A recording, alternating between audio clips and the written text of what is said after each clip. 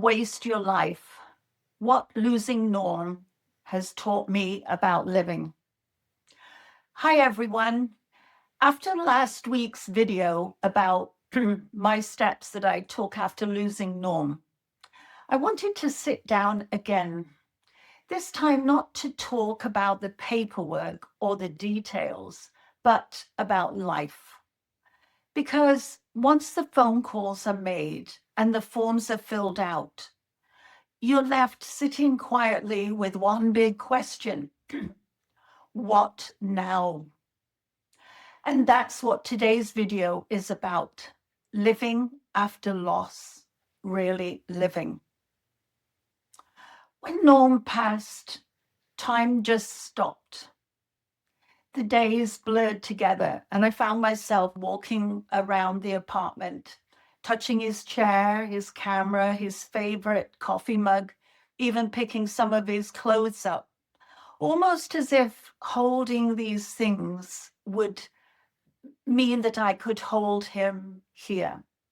But I realized something, that the possessions aren't the people. They don't laugh with you. They don't hold your hand. And they don't say, I love you when you need it the most.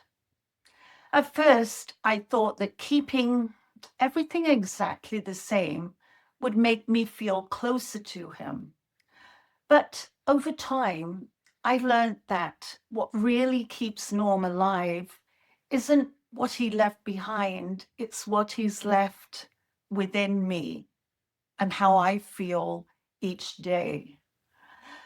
One morning, a few weeks after Norm had passed away, I was just sitting by the window, actually drinking tea. It was first thing in the morning.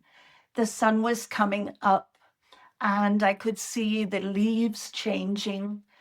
And I was just thinking to myself, Norm would have loved this sunrise. He would have loved seeing a wonderful start to the day. And I thought to myself, you know what? He's still here with me and he would have loved this fabulous morning. And I think sitting by that window, that moment changed me. It reminded me that every sunrise is a gift, and the people that we've lost would give anything to have one more of those, whether it's a sunrise or a sunset. From that day on, I promised myself, don't waste the mornings.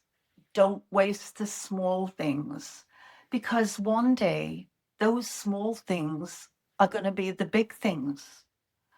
You know what? In life, we spend so much time just chasing things, whether it's the perfect house, the next trip, the new car. Norm and I used to do that. I remember when we were during our married life, we were always chasing the next biggest and best possessions.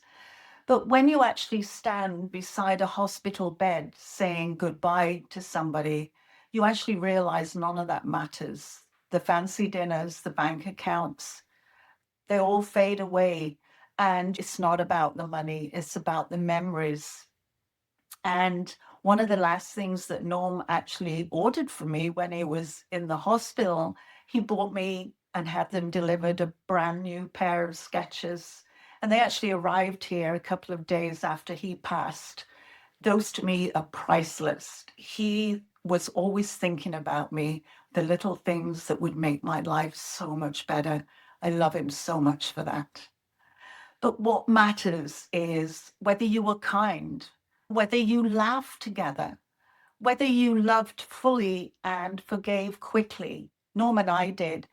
If we did row, we would never take it to bed.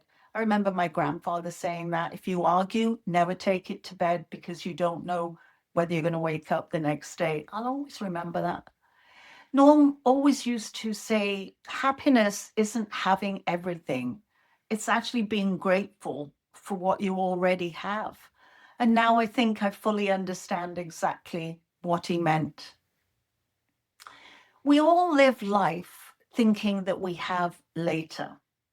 We all think that we have later to travel, whether later to call our friends or even later to say you're sorry if you've had an argument. But I think when you lose somebody, you suddenly realize later isn't guaranteed. So don't keep putting it off. So if there is someone that you love, call them today. If there's something you dream about, start planning it. Don't just let it not be there. If you want to do something, plan it and make it happen. And if there is joy in front of you, don't wait for permission. Just grab it and make that something better for your day, whether it's morning cup of tea, coffee, going for a walk. Just grab that little bit of joy and enjoy it. You'll be really glad that you did.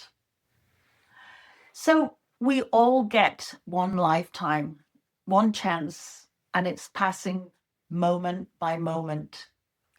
I think losing Norm has taught me that living isn't about avoiding pain, it's about finding meaning through it. I still miss him every single day, but I also carry him with me every single day and in the choices that I am making, in the laughter that I share, and in the sunsets that I stop to watch every night. He's the reason I smile at strangers now, and he's the reason that I say yes to new adventures, even when I'm scared, like going on the Alaska cruise with my son and daughter-in-law. He's the reason I started saying, I love you more often, because I never want those words left unsaid again. Norm once told me life is too short to sit on the sidelines. I didn't realize how true that maybe he meant until it was the sidelines that was all that was left.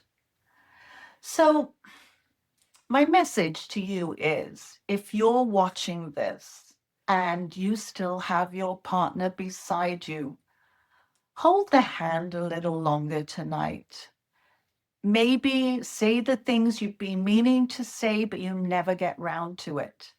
How about turning off the news, maybe turning on the music and having a dance in the kitchen while you're cooking the dinner? But if you're alone like me, know that life can still be beautiful. You can still laugh, you can still dream, you can still make new memories. You can still choose joy, even with a broken heart. Grief doesn't mean that you stop living. It means that you live with the love for someone who just can't be here at the moment. Sometimes I look at old photographs of Norm, at his big smile, at his camera around the neck, always curious. He was always chasing light. And I think that's how I want to live too. Chasing light, not money, not perfection, just light. I think Norm's greatest gift was that we had 50 years together. That was the greatest gift he could have given to me. But also, it was the reminder that he used to say that every day counts. So, if today is all we have, let's make it beautiful. If you've ever lost someone who shaped your life, take a deep breath right now and whisper a thank you. Thank you for the love and the lessons and the laughter they would want you to keep going. I talk to Norm and I thank him for all the wonderful things he's given me and also for giving me the strength to carry on. And remember, don't waste your life. Live it. Love deeply. Laugh often. And hold on tight to the people who matter most. Because at the end, it's not what we own, it's about who we've loved that tells our story. And that story was Norm's and mine together. and him giving the strength for me to go on. So let's stay strong together.